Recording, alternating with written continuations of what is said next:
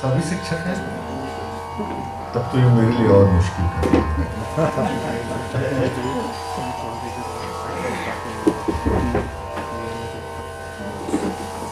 एक वंदना से मैं अपनी बात शुरू करूंगा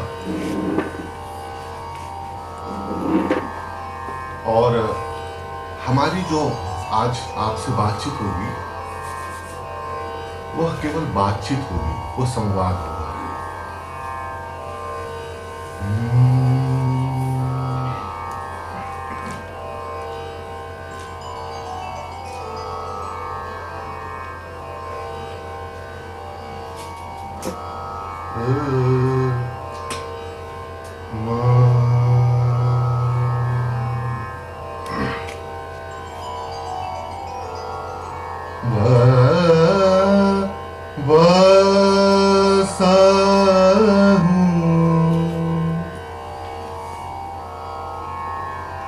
बसहूं हृदय मां शारदा, सदा करहूं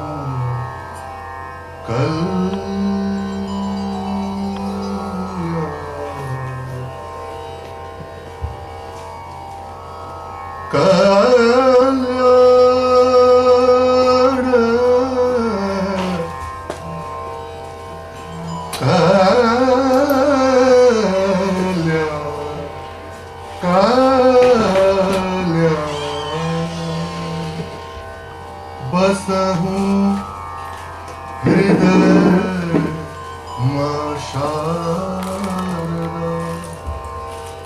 सदा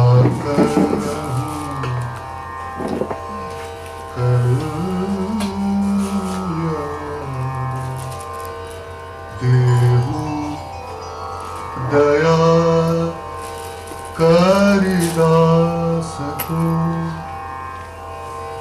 सद्विद्या सदा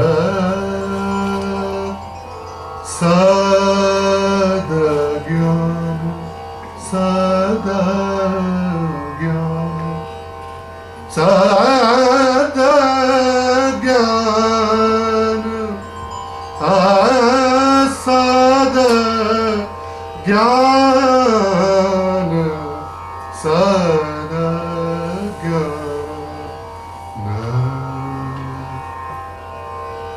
बसहूं हृदय मां शारदा, सदा करहूं कल्याण, देहु दया कर दास को, सद्विद्या सद्ज्ञान। अब ज्ञान और प्रदर्शनकारी कला विषय दोनों की धाराएं एक हैं, इसको समझने के लिए आज का मानव तैयार नहीं है।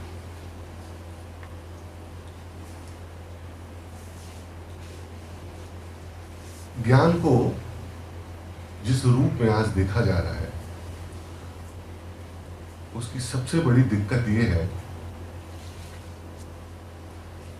कि वह कितनी मोटी सैलरी घर पे लेके आ रहा है और कितना बैंक में बैलेंस उसने जमा कर लिया है, कितने गाड़ियां उसने खड़ी कर ली हैं अपने ज्ञान के बल पे।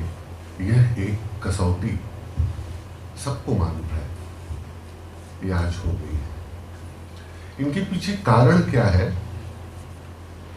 और प्रदर्शनकारी कलाएं इस कारण को समझते हुए उसके निवारण में कैसे आपका सहयोग कर सकती हैं, और वह सहयोग ही नहीं करेंगी, वो आपके जीवन की दृष्टि को कैसे बदलेंगी। हमारा संवाद आज इसी पर केंद्रित होगा।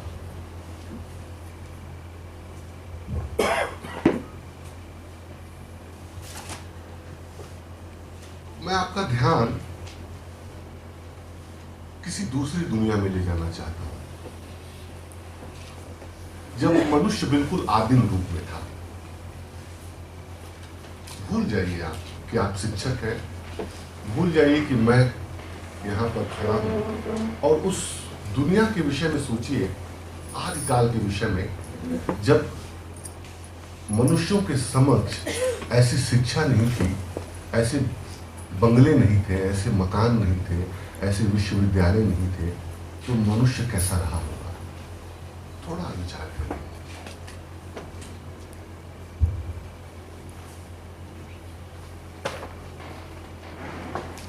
अब कलाएं सबसे पहले जो उन आदिकाल के मनुष्यों के समक्ष आई होंगी, उसके रूप पर थोड़ा विचार करिए। मैंने एक एक एक एक पंक्ति गाई कि बसहूं हृदय मां शारदा, सदा करहूं कल्याण। ये 5000 साल, 10,000 साल भी हो सकता है, या 20,000 साल भी हो सकता है। 20,000 सालों के भाषा के, स्वर के विकास यात्रा का प्रतिफल है जो आपने अभी महसूस किया। स्वर का अन्वेषण हुआ होगा, स्वर पर रिसर्च हुए होंगे, स्वर पे कितने काम हुए होंगे, और आज हमारे समक्ष सारेगामापधनी को बुन करके जो मैंने एक पंक्ति को गीतबद्ध कर दिया, वो कितने हजार सालों की यात्रा के बाद आया होगा, ये आप समझ सकते हैं। और आप सोचें कि जब मनुष्य आदिकाल में रहा होगा तो उसके सामने कलाएं किस रूप में होंगी। मैं थोड़ा पॉज देकर के अपनी बात को आगे बढ़ाऊंगा, थोड़ा विचार करेंगे आप इस पे। अब आपके सामने अगर मैं कहूं कि आप जो सोच रहे हैं वो बिना शब्दों के माध्यम से सोच ही नहीं सकते। अगर शब्द आपके मनस्तल से हटा दिए जाए तो क्या आप विचार कर सकते हैं?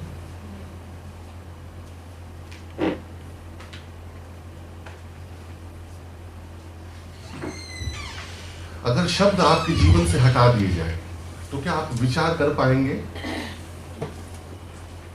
बोलिए, नहीं कर पाएंगे। यह जो आप लोगों ने बोला नहीं कर पाएंगे, ये भी नई संस्कृति का देन है।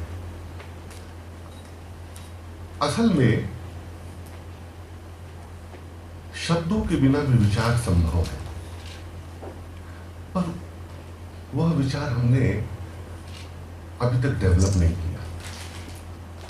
और कुछ लोग जो डेवलप करना जानते हैं, हम उन्हें कबीर की श्रेणी में रख देते हैं, संत तुकाराम की श्रेणी में रख देते हैं, मीरा की श्रेणी में उसे डाल देते हैं, बुद्ध की श्रेणी में डाल देते हैं, न जाने कितने संतों की श्रेणी में डाल देते हैं, और हम ये कहते हैं कि यह तो संत है। आदमी का जो दिमाग है वो जो कुछ हो नहीं पाता वो उसको भगवान बना देता है, या उसको कहता है कि ये अद्भुत है। बुद्ध हम हो नहीं सकते तो हमने बुद्ध को भगवान बना दिया कि वो तो भगवान है। पर बुद्ध कोई भगवान नहीं थे, हमारे ही जैसे हाड़ मांस के आदमी थे, पर उन्होंने शब्दों के, मस्तिष्क के भाषा के पार की भाषा को समझा था, जो हमारे लिए बड़ा मुश्किल हो गया है। तो मित्रों, जब हम कहते हैं कि आदिकाल के मनुष्य के समक्ष कला कैसी आई होगी, तो शांत हो जाने के अतिरिक्त हमारे पास और कुछ शेष बचता नहीं है।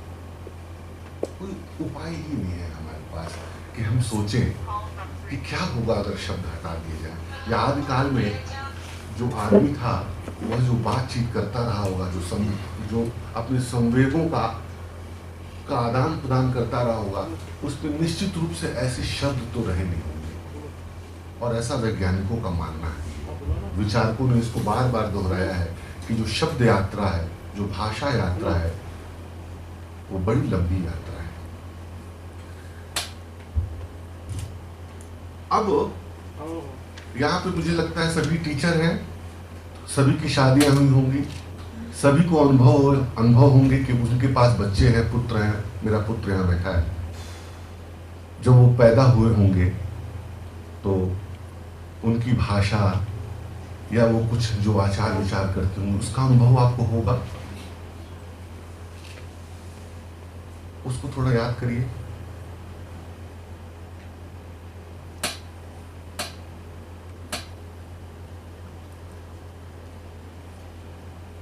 बच्चा, देखिए, आप लोग 4 दिन ज्ञान के विभिन्न जगहों पर आप लोगों ने विचरण किया। मैं आप लोगों को ज्ञान से हटा देना चाहता हूँ। थोड़ा ज्ञान से दूर हो जाइए, थोड़ा स्वाभाविक हम लोग बातचीत करते हैं, एकदम बच्चे होकर के हम लोग बात करते हैं। आपने अपने छोटे से बच्चे को याद करिए, जब वो 1 महीने, 2 महीने, 3 महीने, 6 महीने, 1 वर्ष का हुआ, 2 वर्ष का हुआ, तो वो जब वो आपसे बात करता था तो क्या कर रहा होता था?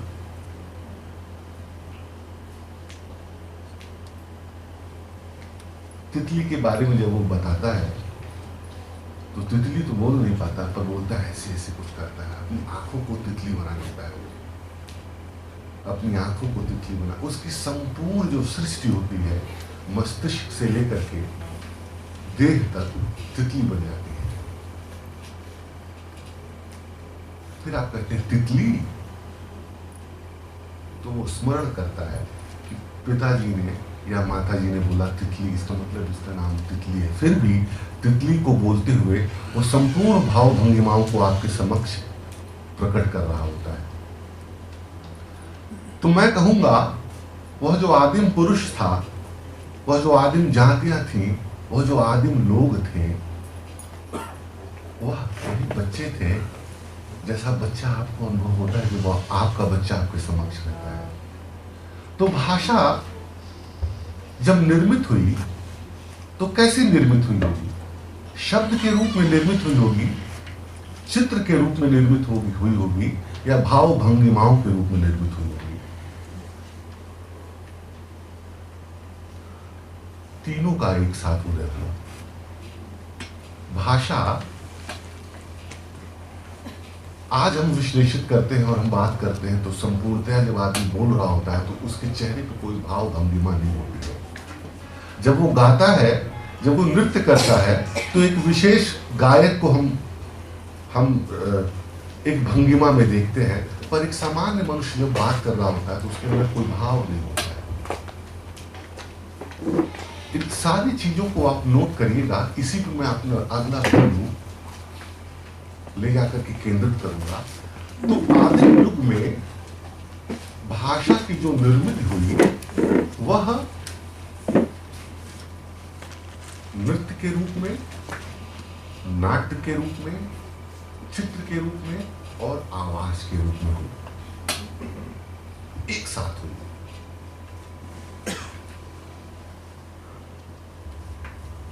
अब थोड़ा सा मैं और दूसरी जगह आपको चलता हूं।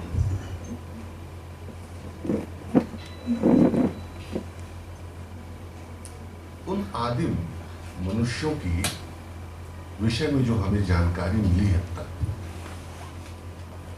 वो यही मिली है कि गुफाओं में उनके द्वारा उकेरे गए कुछ चित्र प्राप्त हुए।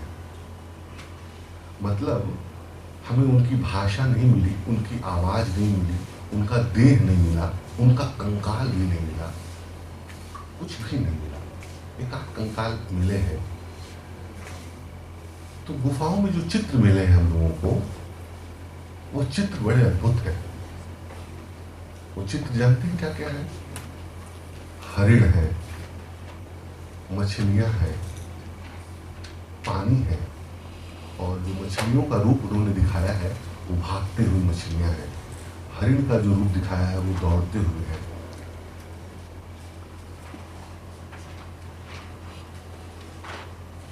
अब आप से मैं एक प्रश्न करता हूं। वो प्रश्न ये है कि जो वो आदिम पुरुष था जिन चित्रों को उकेर रहा था, मछलियों को, हरिण को, गाय को, उनकी आंखों को, उसके समक्ष पेड़ भी रहेंगे, उसके समक्ष आकाश भी होगा, धरती भी होगी, बहुत सारे ऐसी चीजें होंगे जो बड़ी ठोस अवस्था में उसको प्राप्त थे। पर अगर मैं आपसे पूछूं कि उन चित्रों को उन्होंने नहीं गुफाओं में उकेरा,